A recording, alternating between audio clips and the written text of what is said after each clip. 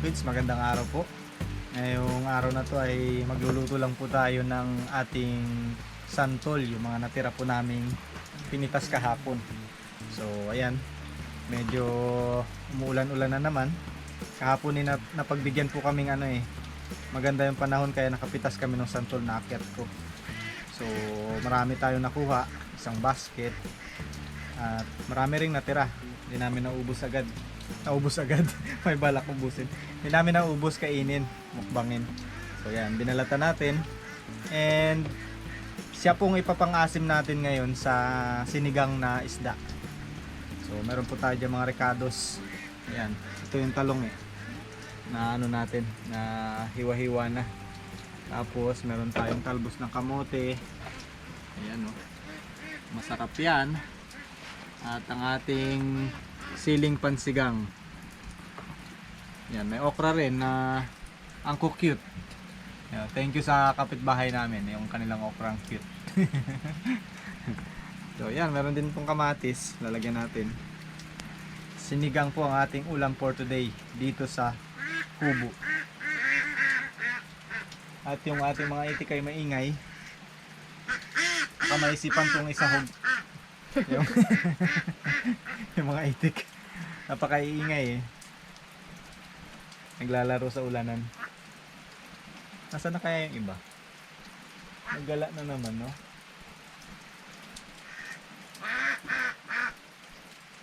Ayan. Ngayon po ay alas 10 na ng umaga. Hinahabol namin na matapos kami ng mga 11:30. Luto na. Sabagay madali lang naman to. Kasi yung mga bata, yung dalawang bata na kasama namin kahapon na mitas, may pasok po ngayon. Sabi namin dito na sila mag-lunch sa amin. So, para makakain sila dito tapos balik ulit sa school.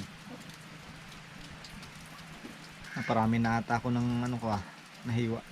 Tama na yan? Pwede na, no? Maasim na yan.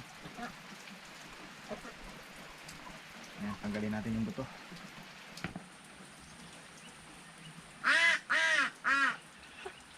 Asim. Ano asim? Maasim yan. Kahapon pa kasi. Pag bagong pitas matamis.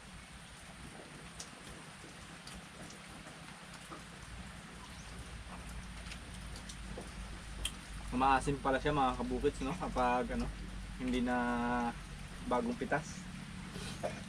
Kahapon napakatamis ng buto. Ngayon maasim-asim na.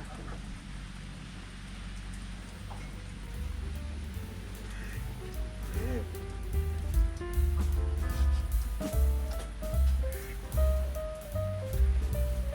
Nakaka-tempt na hindi kainin yung buto.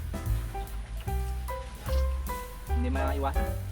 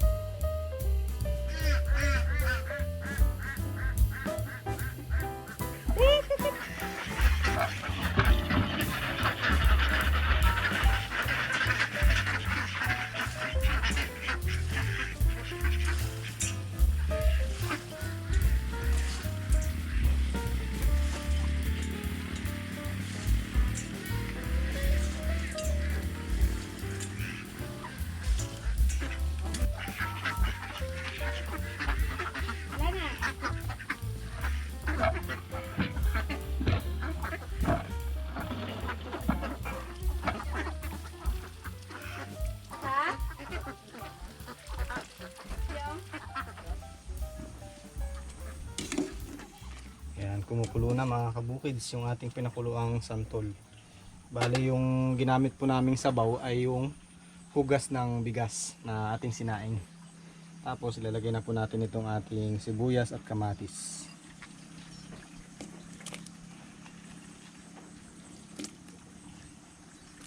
Yun.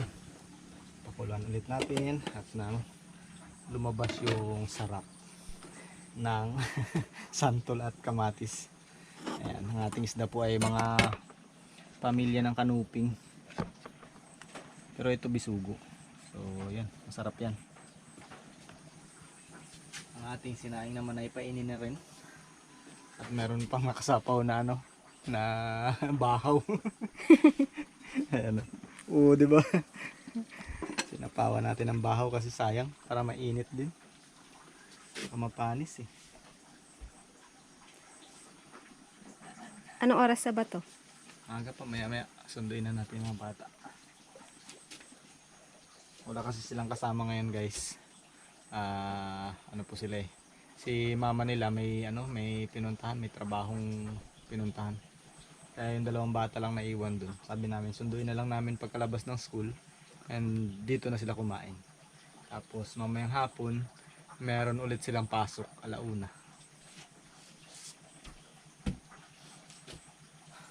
Relax lang, oh. Relax lang yung mga alaga nating itik yan, oh. Nalahimik din sa wakas. Kapag nagugutom, agaw attention talaga. Gusto mo yung rak, rak, rak, rak, rak, rak. Mapapansin talaga sila eh. All out talaga eh, no? Yung mga nagaganon po ay yung mga babaeng itik. Yung mga lalaki eh, tahimik lang eh.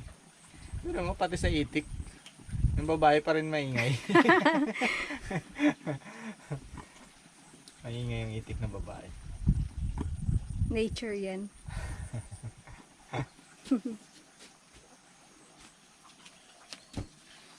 Yan siguro, tingnan natin.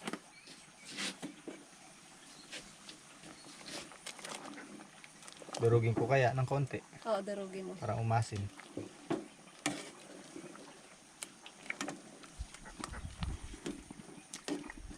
Saburnet. Pwede pang kainin pati yung pang-asim niya. Asim kilig na naman tayo mamaya. Konti pa. Palambutin pa natin yung kamatis.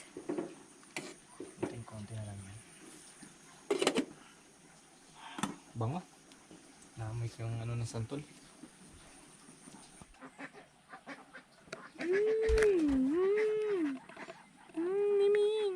Ito po yung alaga naming pusa na ano. Hindi naman po to actually sa amin. Pero siguro walang makain dun sa bahay na pinanggalingan. Tapos lumipat sa amin. Nung una, tinataboy-taboy rin namin nung una. Inaawa na kami. Gusto niya nang tumira dito sa amin. Kaya inampun na namin. Kawawa rin eh. Walang shelter. Walang magpapakain. Kaya ngayon nanganak na po siya. Yung ang kanyang anak ay puti. Durog pa ng konti. Wow, grabe yan. Aamoy nyo na ba mga kabukids? Ang ating ulam. Napakaasim po niya, no? Wow. Parang santol ito na may konting isda. Lagay na po natin tong isda.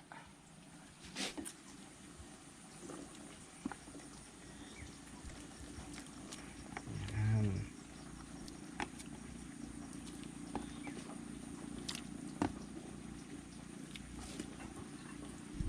Lagay na rin natin tong sili.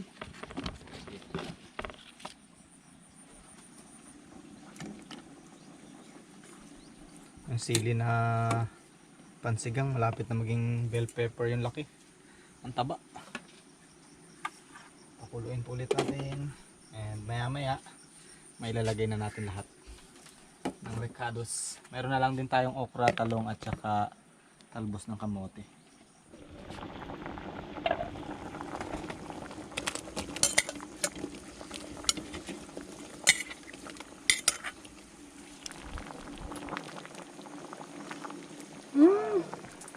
Bango. Oh.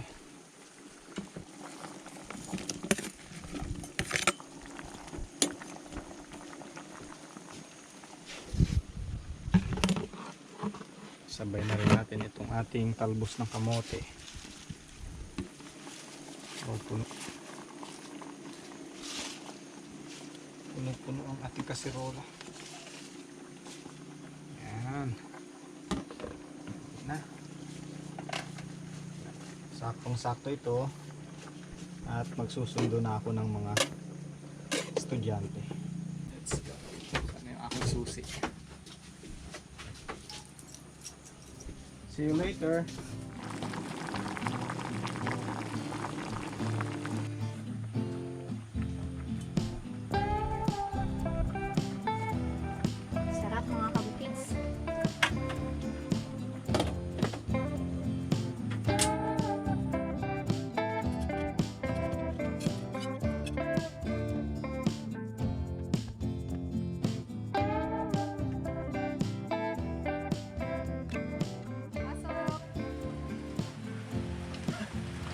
Basa. Basta ang mga estudyante.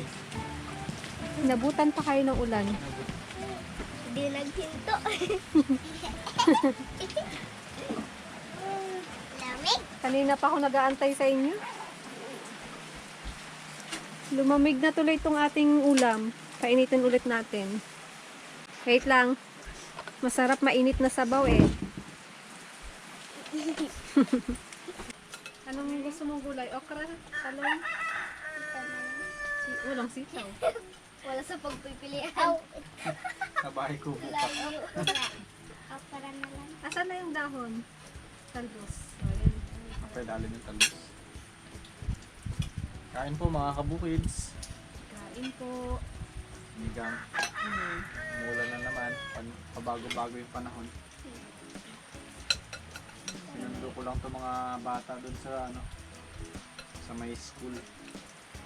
Uwian na nila lunch time. Tapos mamaya pagkatapos babalik ulit. Anong oras pasok nyo? Alauna? 120. 1:20. Time Parang lang presyo ng isda. 120. 120 at saka 130. Sa tani ay yung ano dyan, may buntot dyan. Ano yung buntot? Ay, ito to. Kain kayo ng gulay para Lumakas. lumakas. At makasagot sa exam. Lasay mo guys. Kabagsak pa eh. Sana sabi niya walang exam. Makasagot sa recitation. Isda na kayo?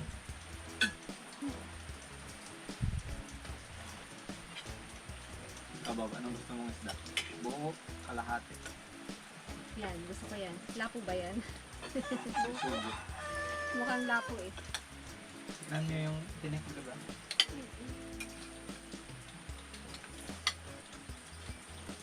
Sarap. Favorite ko yung okra. Parang nakaraan ayaw mo ng okra ah. Gusto ko. Sabi ko na nga ba nagbabago-bago ang favorite mo eh. Anong grade ka na bilog? Grade 1. Grade 1 mga kabukid si Bilog. Si Tanay naman ay grade 6 na ngayon. Graduating na sa sunod. Graduating na. Yung height wala pang pinagbago. Halos Yung height- magka. Yung height parang grade 3. Ito lang yan. Sa tita Nini nakadaan sa grade 3. Takot sa grade 3. Ayaw niya magbalik. Siyempre, Siyempre eh. Sino ba gusto magbalik? Malaki rin na rin. pag nagbalik ka, maiwanan ka.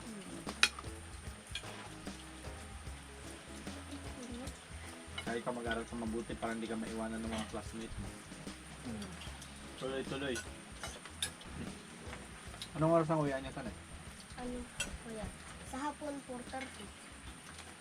Sa Ang akin bagay, parang naganda. nagabago-bago.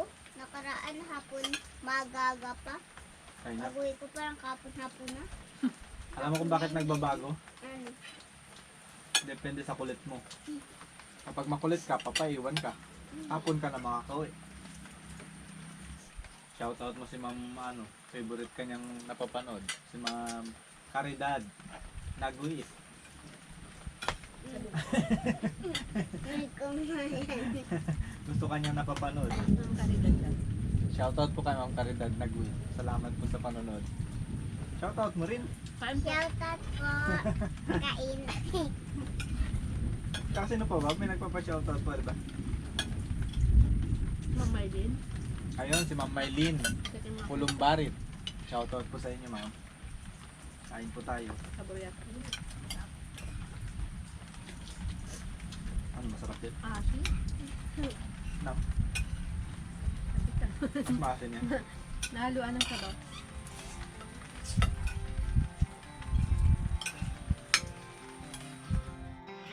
Tara na, pasok na ulit. Pasok na ulit. Parang nag-stop na yung ulan. Ah. Dito tayo sa bus. May ketchup. Please ketchup. Akanin natin. Ganun.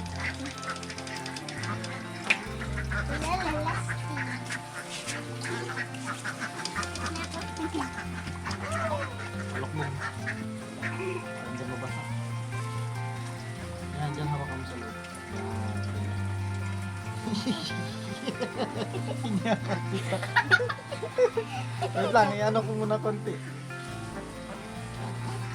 Yan. Ang kamay mo dito. Post mo dito. Sige, balik na ulit sa school. Bye-bye. Balik ka lang. Bye-bye na. Oh, tara. Ako po ah. Bye-bye. Bye-bye. Sige, Bye!